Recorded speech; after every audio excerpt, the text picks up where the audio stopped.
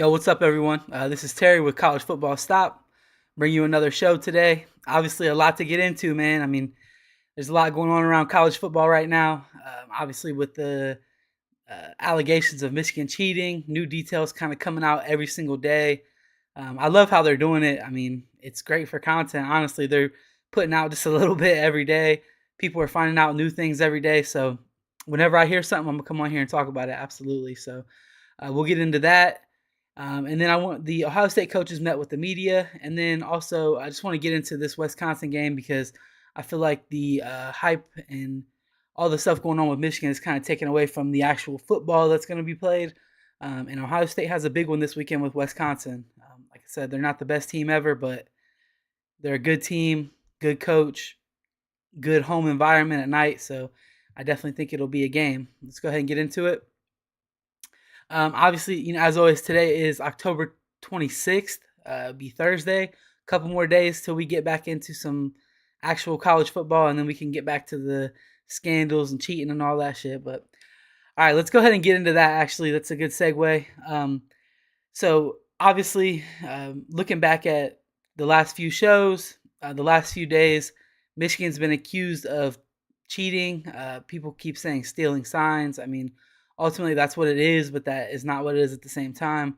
They are sending people to games to record the sidelines, and that allows them to have all of the signs, and that allows them to put time in prior to the game, um, knowing what play is ran when a specific sign is ran and what play you want to run against that. So obviously, that's something that it gives you a major advantage. And I want to get into that a little bit later about what impact that actually has on a game. But for now, there's new information. I wanted to share that with you guys. So the Washington Post put out a story yesterday that apparently there's like a third party investigator or law firm, something like that, that is involved with this somehow. Obviously, they didn't tell us why they're involved, or who hired them, anything like that.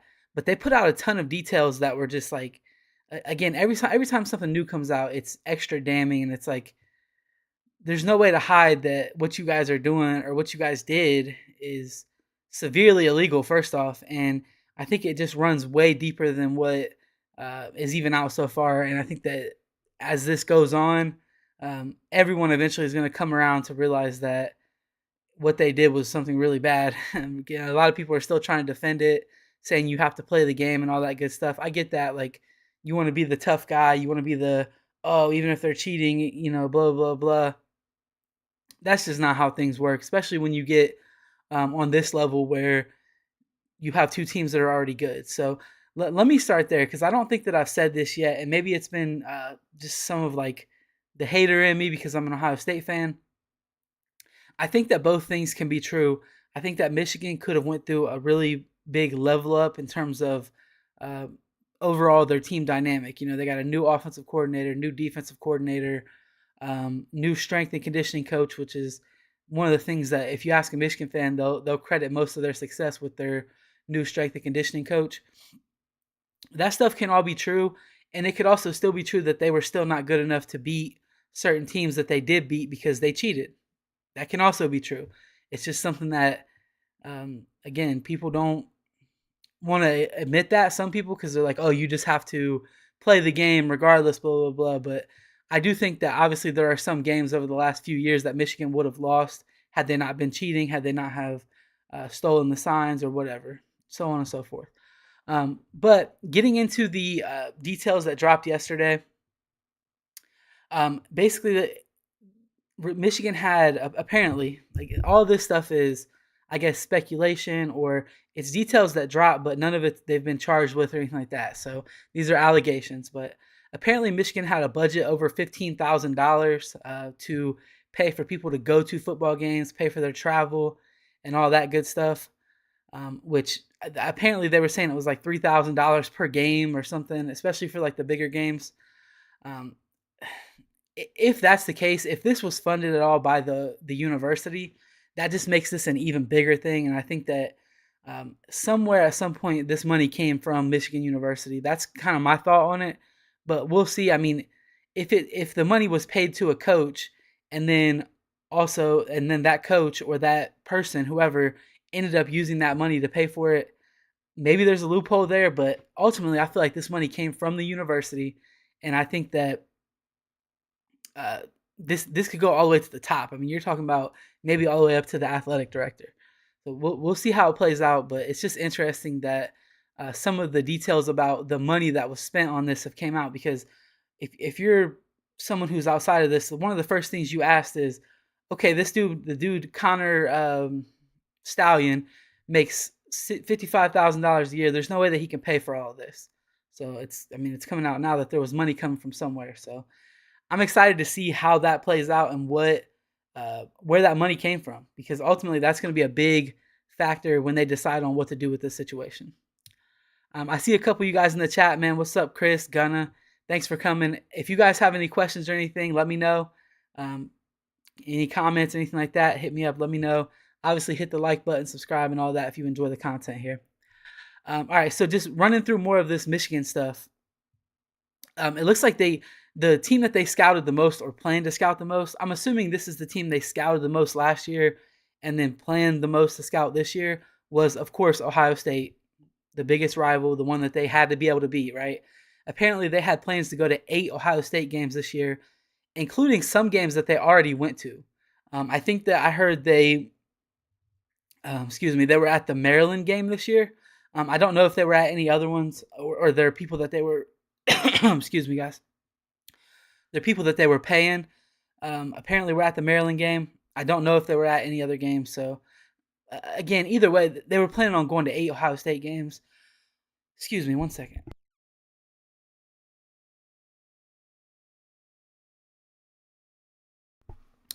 Sorry about that. Freaking itch in my throat. But anyway, um, where was I? So they were planning on going to 8 Ohio State games this year and scouting. And I think that's one of the things that just makes this a big deal. Also, that people are not talking about is like, okay, a team can go scout you one time, right? And they can pick up on your signs. That's fine. You can change your signs. But if they're going to go to every single game, like, you're not going to wait until the very last week of the season and then change everything about what you're doing on offense or defense. It's not realistic. So I don't know. I guess the team that they were planning on scouting the second most was Georgia. I think they had like plans to go to 6 of their games. I don't know, man. This stuff's just getting bigger and bigger, deeper and deeper, and it's spreading across the country. And like the title of the show, how vast was the network? It's seeming like it was vast. It seems like vast was the proper word to use. I know a lot of people were making fun of that word, but I mean, this is spreading out like crazy. I don't know, man. I hate that we have to talk about this a ton, but at the same time, it's also like it's fun because it's not my team, I guess. If it was my team, I would probably be a little salty about it, but I would still be talking. I don't know, man. So moving on from that, though, apparently this third party investigator or third party law firm was able to have access to Michigan coach's computer somehow. So what that makes me think is that maybe this investigator was actually someone that Michigan hired. Maybe this information came out and the higher ups at Michigan were like, hey, we need to figure out how deep this goes, because we have to make a choice on who stays, who goes, what the punishment is, what we think the appropriate punishment is. So I think that maybe Michigan hired these private investigators or law firm, whatever it is.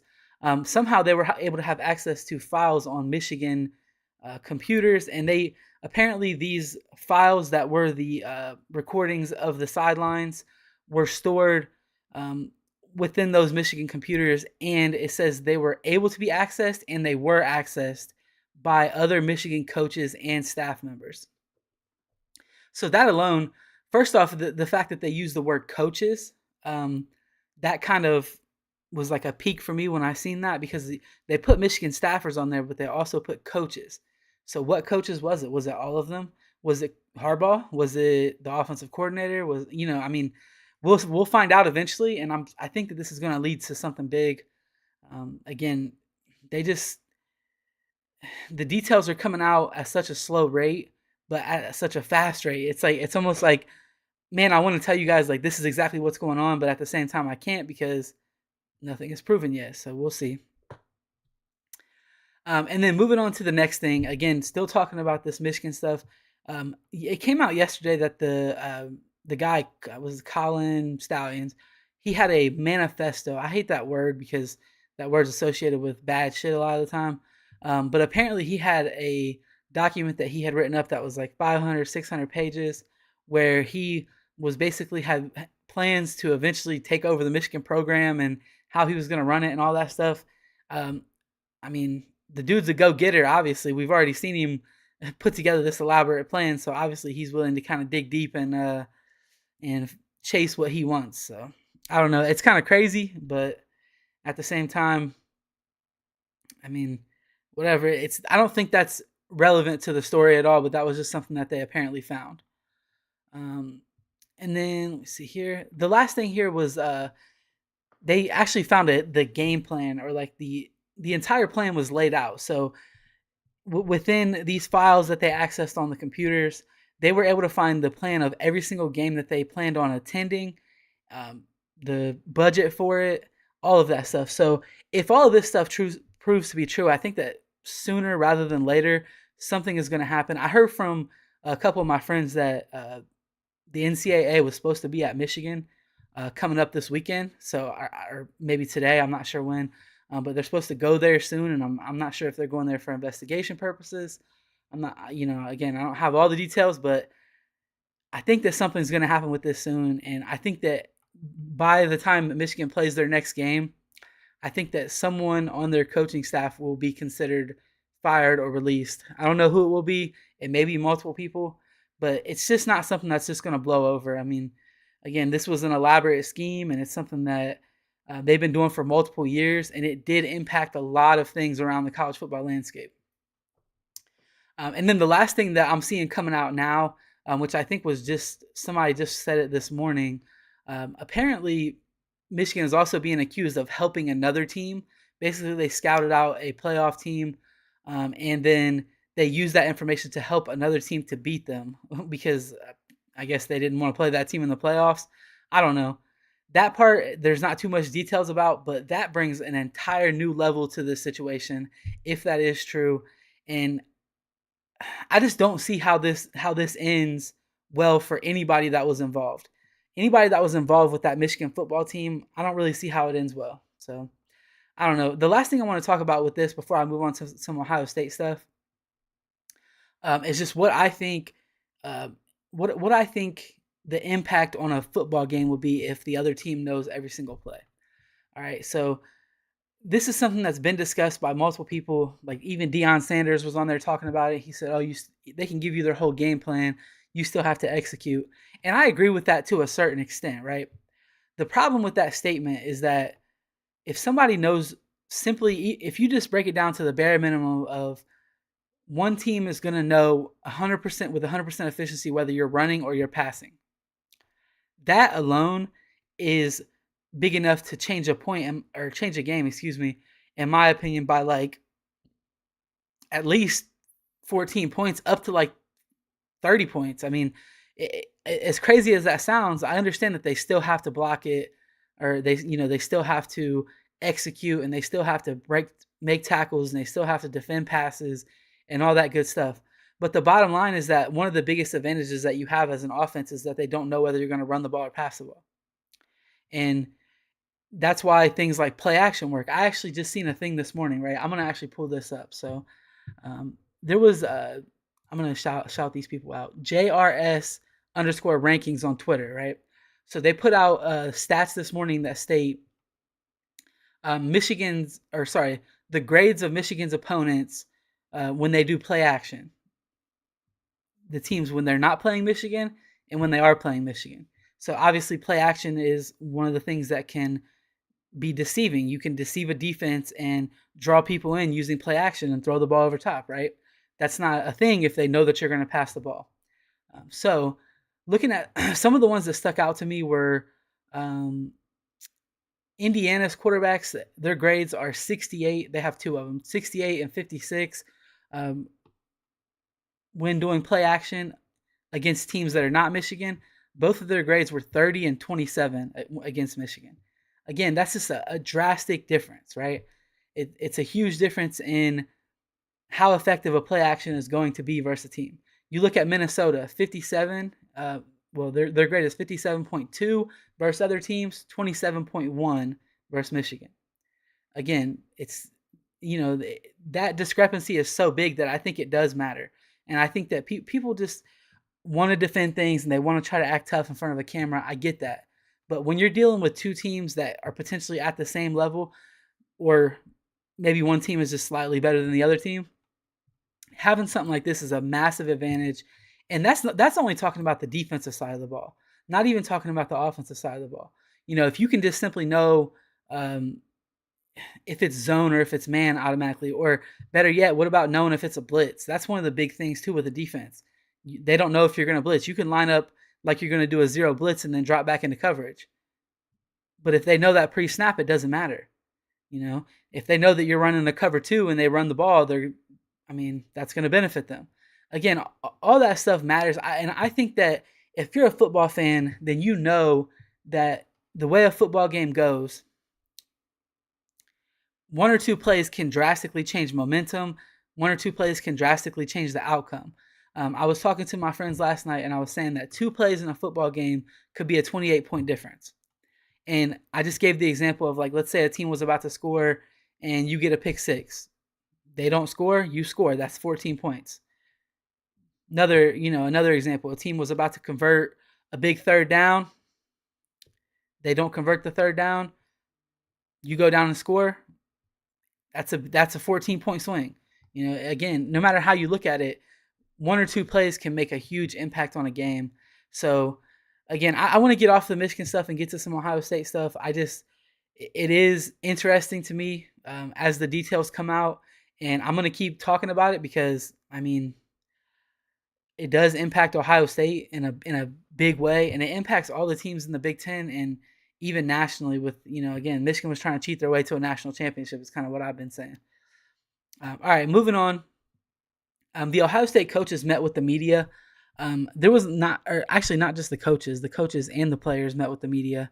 It was Ryan Day and then a bunch of players. I didn't get a chance to check out what every single player said, but Ryan Day, really, he didn't have too much to say. That was really just kind of talking about how much he respects Wisconsin, how he expects this to be a good game, all that good stuff.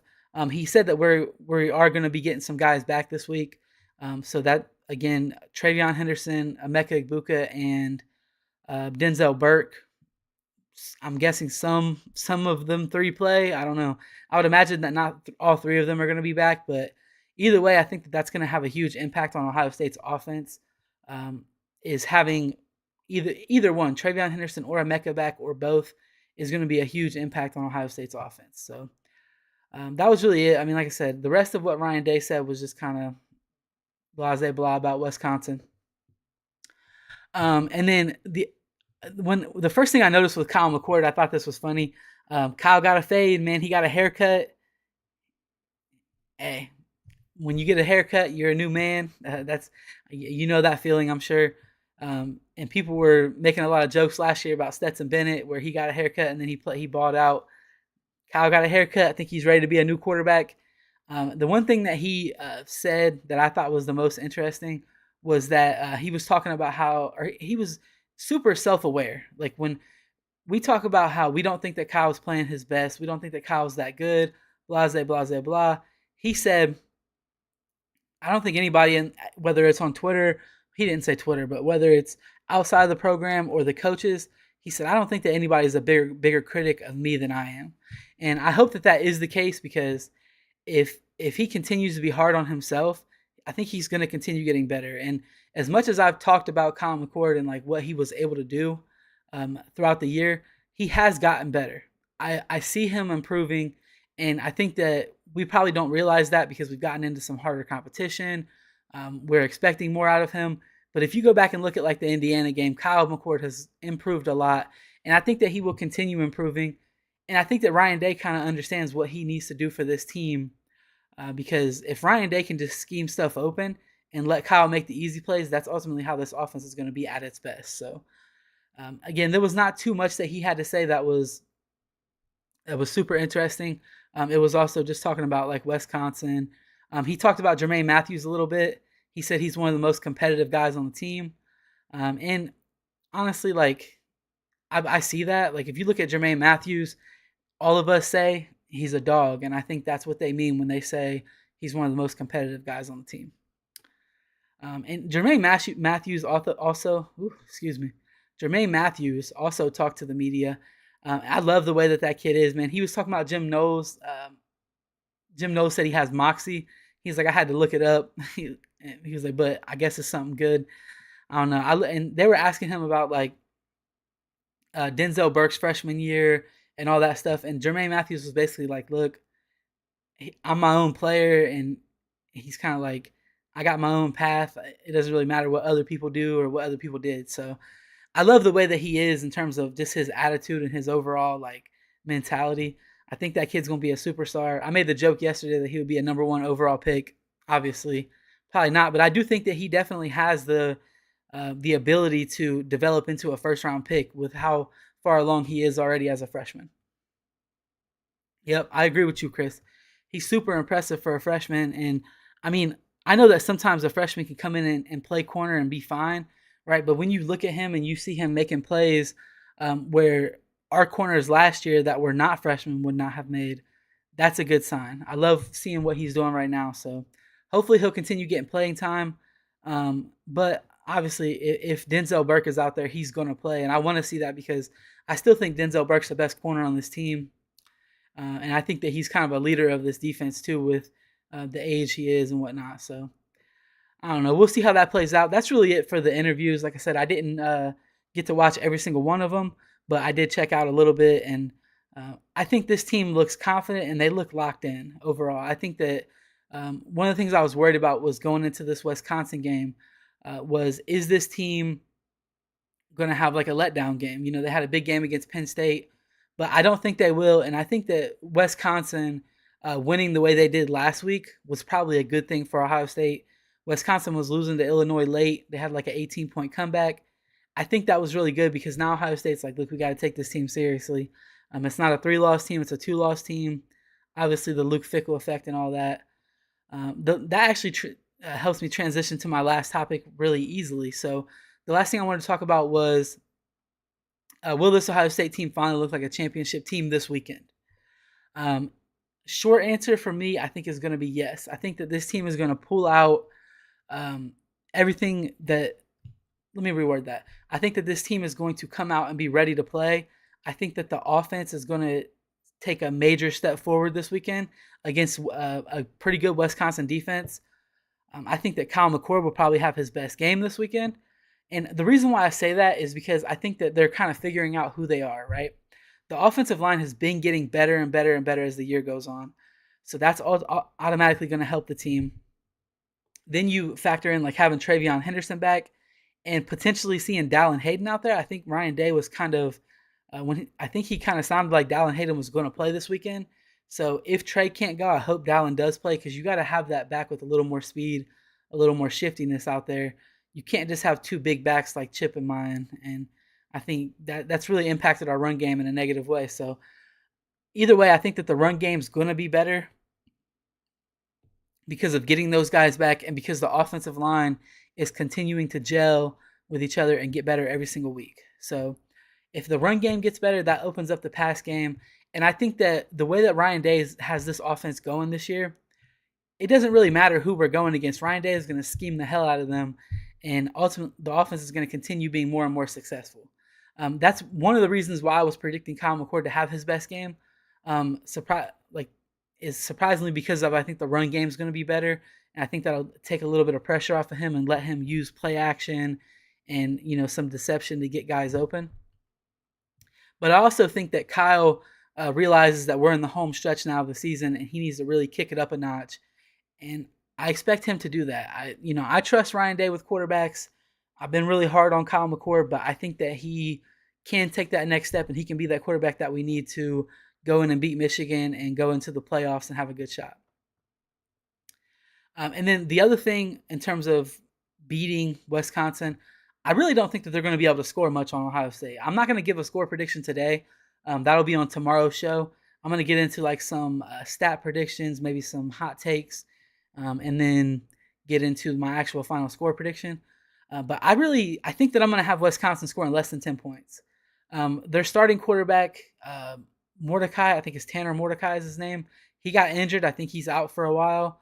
Their backup quarterback came in and won the last game.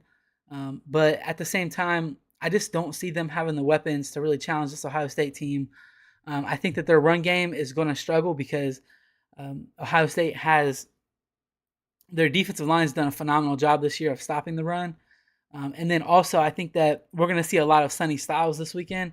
And I think that having that third linebacker type body out there on the field is going to cause Wisconsin some problems, especially because if they have a tight end and they want to put that guy out into a route, I think Sonny Styles is going to lock that up. I could see a little fast receiver getting off on Sonny Styles, but I don't see a big tight end causing really any problems for him at all in terms of him being in coverage. So I'm going to have Wisconsin scoring less than 10 points in this game, and I think Ohio State's offense is going to explode. I think that they're ready to take this final stretch on and ultimately go into that Michigan game as high as possible. And I mean, if that game even gets played with all this shit coming out, but either way, I think that we're gonna go into Michigan and fuck them up this year, because I think that the biggest thing, I think I said this yesterday too, since I'm talking about that game, the biggest thing that I think this whole cheating thing did was it took out the factor of Ryan Day being better than your coaches. Ryan Day is one of the best offensive minds in football, and everybody loves to hate on his play calling. But I think a lot of that, when he has bad play calls, he's using those play calls to set up other plays. Well, that's not even a thing at all if they know every single play that you're doing. You're not setting shit up. You're just going to go out there and they're going to call the defense that's going to counter whatever play you're doing. It doesn't matter if you did a run to the right 15 times already in the game if they know that it's a run to the left when that time comes. So, again, I don't think that's going to happen this year. I think that we're going to bomb on them. But I didn't have too much for today's show. Like always, guys, hit the like button, the subscribe button, all that good stuff if you enjoy the content. I was late a little bit today because I had something come up, but tomorrow I'll be live at 10 a.m. And I'm going to kind of do a deep dive into some statistical things with this Wisconsin team. My final score, like I said, and then some predictions on kind of how the game will play out. As always, guys, thanks for coming, and peace out.